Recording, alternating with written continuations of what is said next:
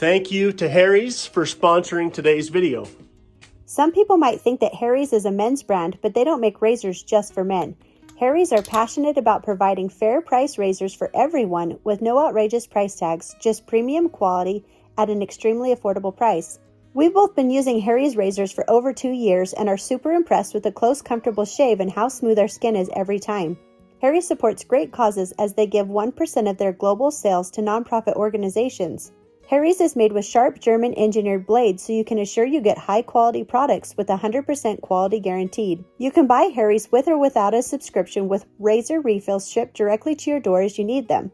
In the trial set, you'll get a 5-blade razor, weighted handle, a blade cover, and the rich texture foaming shave gel. It's an incredibly great deal, but act fast while supplies last.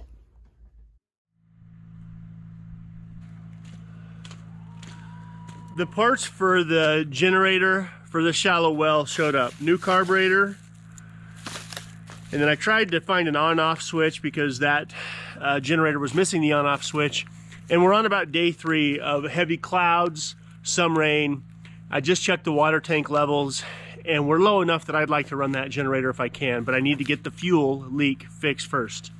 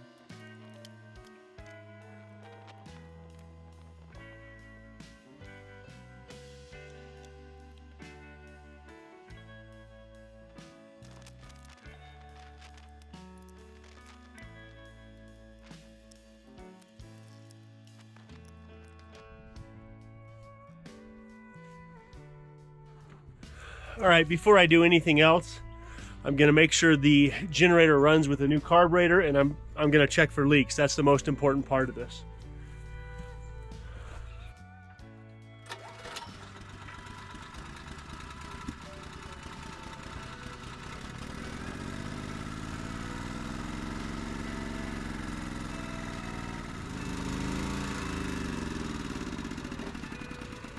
So that's the only issue that I found with these knockoff eBay carburetors, is they're never quite tuned to the altitude that I'm at. It's not running quite as good as I'd like it to. I think what I may do is rob the bowl gasket off of the new carburetor and put the old carburetor back on. The new carburetor cost me 12 bucks, and I guess that's what you get with a $12 carburetor. There's probably a way I can adjust that, but I'm not sure how to do it, so I'm gonna swap the bowl gasket and see what happens.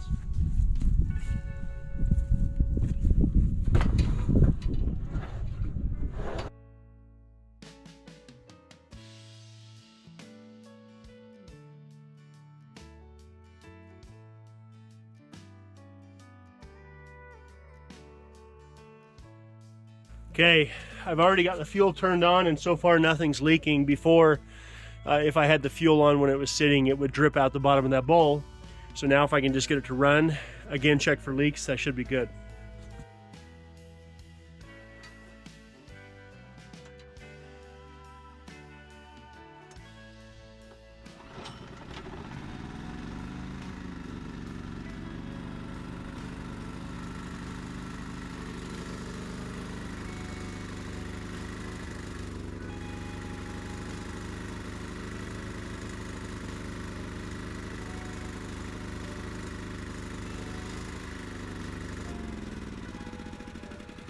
All right, I don't know why that generator all of a sudden is purging like it is with the idle, but it was working. So as far as the gas leak is concerned, we're good to go. Today is one of those days where I'm probably going to run it for a while and see if I can't put some more water in the tank. But I think we're back online. I think everything's good to go. When we do have the deep snow, it should be pretty low maintenance at that point in time.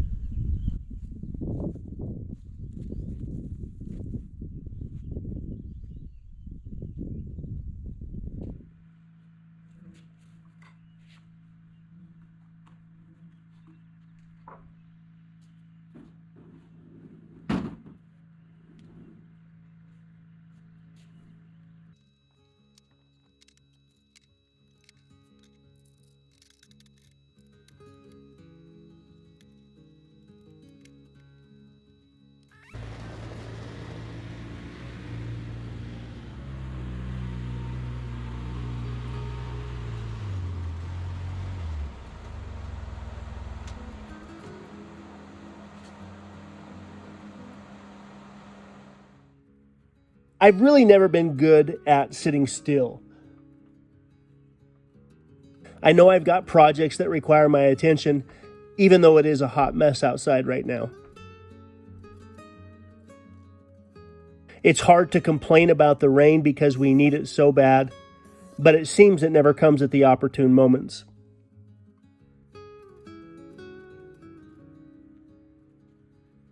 Before I set the pressure-treated posts in the ground on the backside of the shop that will be used to support the awning, I first need to visualize it and get a feel for it and make sure that it's going to do what I need it to do without being a problem. Okay, back to making use of every square foot of flat ground that we have. I want to build an awning over the back of the shop for a few reasons. Number one, probably the most important reason, is this is where the backup generator is going to go. I've already ran the wire. I've got everything in place, but I do not want to put that generator out here where the snow could slide off of it and damage it or choke the air, suffocate the generator. I'm going to protect it. It's also obviously going to keep the diesel tank under the canopy, and I may even relocate the propane tank right back here. And so I don't want to come out any wider than I have to. I don't want it to be so low that I hit my head on it every time I walk underneath it. But I don't want it to, it needs to do its job.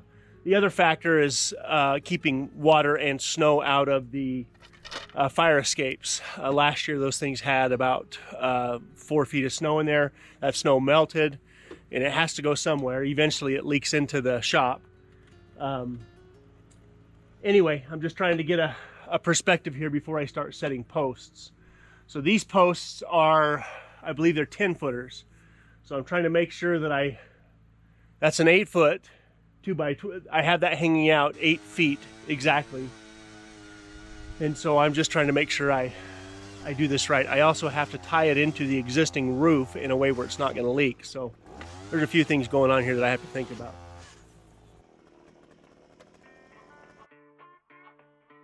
I had Cedar come outside and talk with me as well about this particular project. And while sometimes it can be hard for her to see what I'm trying to convey through words, she always offers a perspective that I'm not considering.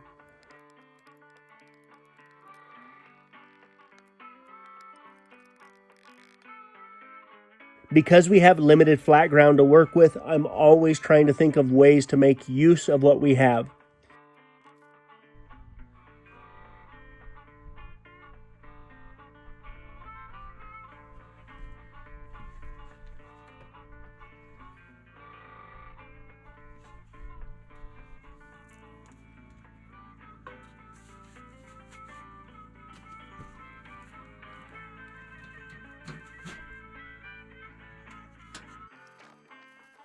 By building this covered awning on the back of the shop, it's not only going to protect the new backup generator, but it's also going to provide an opportunity to park a couple of four-wheelers, or maybe a small tractor, or anything that would benefit from getting out of the weather.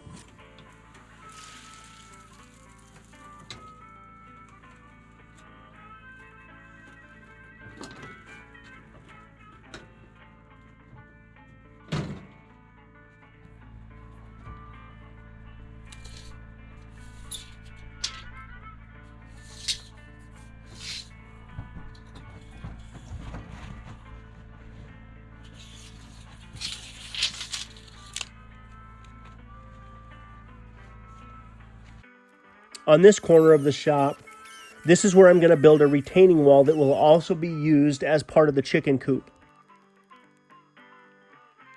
I can see it clearly in my mind, but sometimes it's hard to put into words. But I need to get all of the posts set before I can start working on the retaining wall.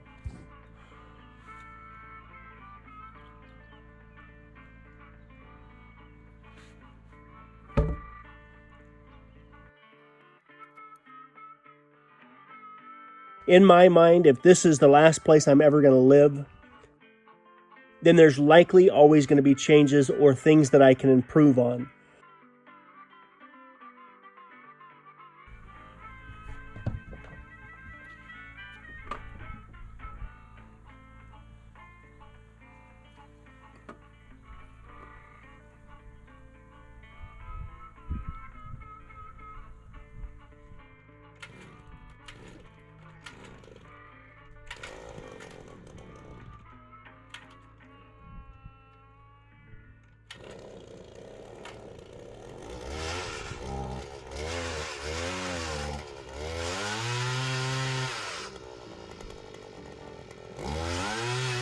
Naturally, all of this would be much easier to deal with if we were living on a piece of flat ground, but that's not the case.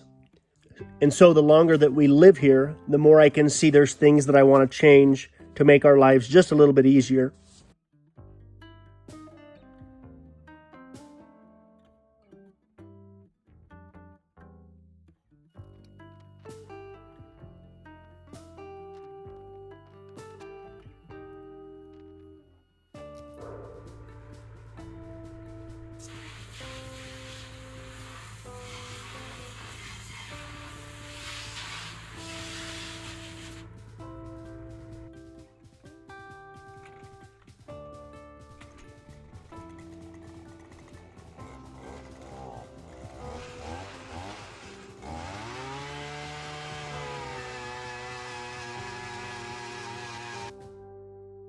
One of the other things that we could stack back here if we had to is more firewood if we feel that we don't have enough.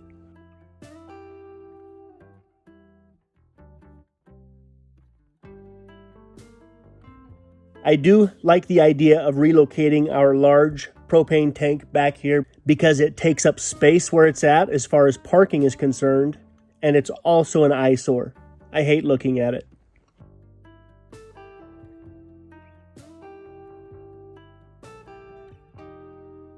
These are 10-foot posts that I'm putting about 3 feet in the ground.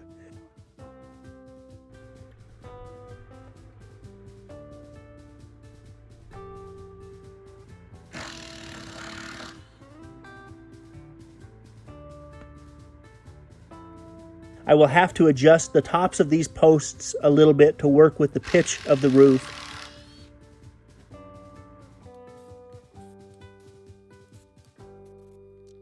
The snow will still have to slide down the shop roof as the temperatures go up and down. And by adding this covered awning, it will keep the snow and the water further away from the shop, which is important.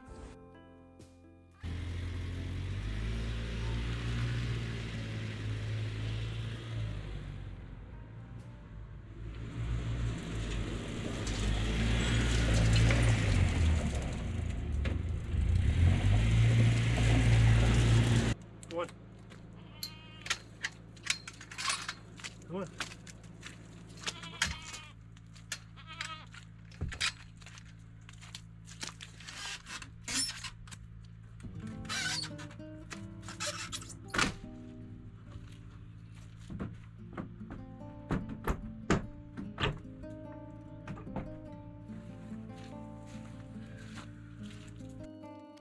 Owning goats can be a giant pain at times. They are curious and they get into everything. We have decided that if we're going to have goats, we need to have the facilities in place that will keep the goats out of the places they're not supposed to go, mainly keeping them away from the hay and the chicken feed.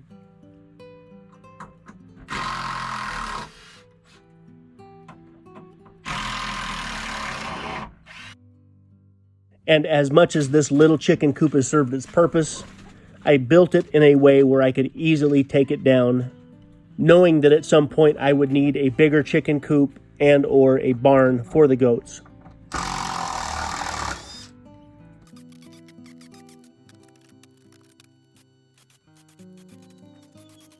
The plan is to have 4 different sections with the side shed barn that I'm about to build.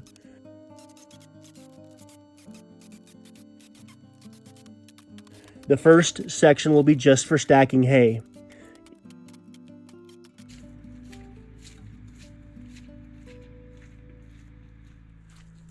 It will be secured with gates, and it better keep the goats out.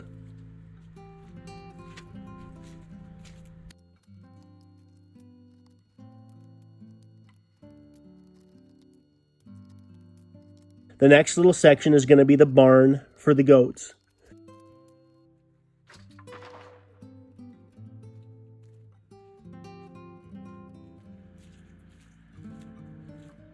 This barn is going to be big enough that as our little goat herd grows, we'll have room for it. But I should also be able to partition off the goat barn when the goats are having babies or if we ever come to grips with using goat milk in our daily lives.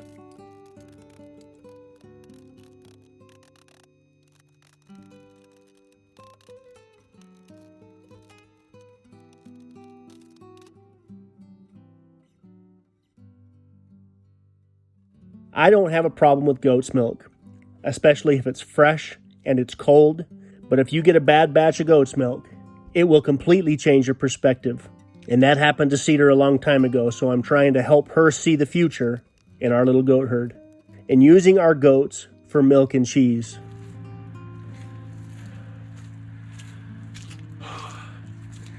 Now that the goat shelter has been torn off the side of the chicken coop, I can set the posts and continue the process of building the new chicken coop and the new goat barn and still leave the chicken coop in place to give a little bit of shelter to the animals.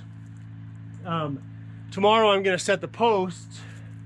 I'm going to set 4 of the posts, and the 5th post that will go right here, naturally I have to dig all this out, build a retaining wall before I can set that post in the ground. And the idea is that the retaining wall is where I'm going to build the chicken coop, and that should keep the coop very warm.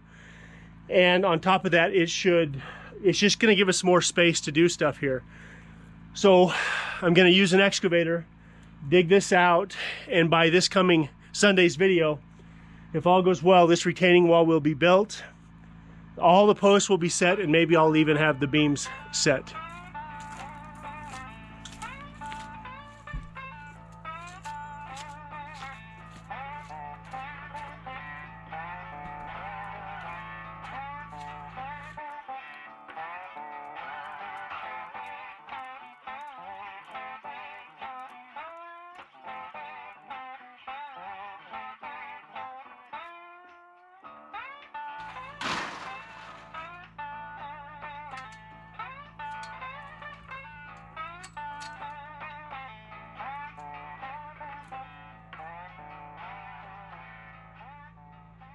Cedar and the kids have gone to Arizona for the next 5 days for Cedar's sister's, she's getting married. My goal while she's gone is to resolve an issue that Cedar's been dealing with for the last 2 years, and that is how far she has to run a hose to water the animals. The nearest yard hydrant is every bit of 50, maybe even 75 feet away. But I have a water line. The water line runs up the hill over there. And so in spite of how muddy and nasty it is, I'm going to get the 5 posts, get as many of the posts set that I can on this end of the shop today. And once those posts are all set, then I have to, again, dig this area out right here to do the retaining wall.